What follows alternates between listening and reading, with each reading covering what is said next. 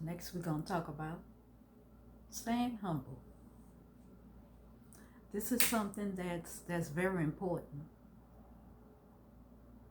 No matter how much God is blessing you or not blessing you at the moment, stay humble anyway. Because for the simple fact that when you are humble, He continue to guide you and protect you and watch over you. And no matter what you're going through, you can definitely transform. Rebirth, death of the ego. You can come back from anything. Especially if you're spiritual. You know all too well we don't do the ego. We do not entertain people who want to have an ego because we know better. We know that's not going to get us nowhere. Death of an ego, transforming, becoming a better person, spiritual growth, all the way around transformation and change. God will continue to bless you and continue to guide you and give you the tools and the information that you need moving forward. Because without God, we are nobody. Nobody. And no matter how much you look at it and you continue to not think so, you just keep living. You will realize that there's nothing in this world that you are doing alone. God watches over all us. There are what we call spiritual laws, regulations, and things that are being put in place. Rules and regulations for us to follow by. So you have to know that when God continues to bless you, or when He decides He wants to bless you, you got to let the ego go. You cannot remain in ego. Ego will get you nowhere. Ego will stop everything you're trying to succeed in life. And the only thing you're going to do is continue to lose. So I say drop the ego, drop the nonsense, and drop anything that's holding you back. Because what it will do, it will block your manifestations. All of it. Anything you want to bring into fruition with an ego being arrogant, it will block everything. You have to let the ego go. You have to let anything that's not within alignment go. Because God teaches us nothing but lessons I have learned. Even I felt like I was living this life alone. But even I had to learn that there were laws in place that I had no clue until I became spiritual.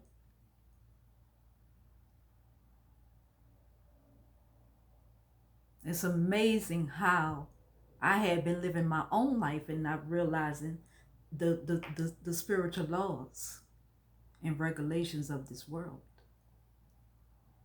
So I say lose the death of the ego, lose the arrogancy, and learn how to listen to God when He's talking to you, because that's very important. Any life that you want to live, and you want to live an abundant one, God has to come first. You will never be able to succeed and never be able to transform and have anything in life without God first. The ancestors, of course, is always going to guide and protect. But the ancestors also go through God to do so. Okay? So anything that you're doing in your life, especially if you're spiritual, I hope you have your altars together. We're going to talk about that. How to create a spiritual altar. That's going to be one of my topics that I'm going to talk about. And of course, with your ancestors' help, you could achieve and succeed at anything you want to. So, death of the ego, death of being somebody who think that you just living life just to be living it. Because you're going to live it according to the way God's plans, or you just going to suffer. There's no other way that I could possibly put it to tell you. As long as you keep living unrighteous, you're going to continue to suffer. You're going to break down. You're going to lose everything. Everything. Okay? So death of the ego, transform, rebirth, spiritual bathing, all of that comes into play. And if you think I'm not telling you the truth, you just continue to live the way you are living, and you will be sorry. And that goes for anybody. This video is not for nobody in particular, because you don't have to be spiritual to live in the right energy. Nobody wants to die alone. Nobody wants to die in purgatory. Make sure your soul and spirit is right when you leave here. And I mean that. Because there's no telling what end of the spectrum that you will end up on if you don't. And the last thing you want to do is leave here and leave your soul unrested.